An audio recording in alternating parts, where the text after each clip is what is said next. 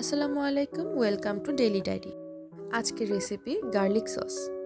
Garlic সসের জন্য লাগছে রসুন, লেবু, সয়াবিন তেল, লবণ, গোলমরিচ এবং সরিষা।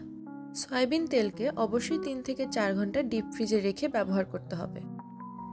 এবার সব কিছু উপকরণ ভালোভাবে ব্লেন্ডারে দিয়ে ব্লেন্ড করে নিতে হবে। তবে এখনই তেল ব্যবহার করা যাবে না। সব কিছু হাফ ব্লেন্ড হয়ে গেলে আমরা অল্প অল্প করে তেল ব্যবহার করব।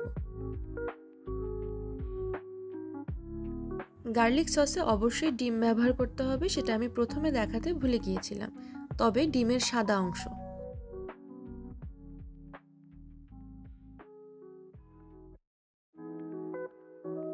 এবার সবকিছুর সাথে ডিমটা দিয়ে আবার ব্লেন্ড করে নিব।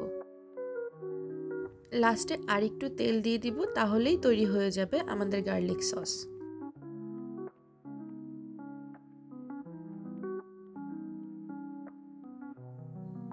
এই যে তৈরি আমাদের গার্লিক সস। গার্লিক সসটা কিন্তু যে কোনো খাবারের টেস্ট দ্বিগুণ বাড়িয়ে দেয়।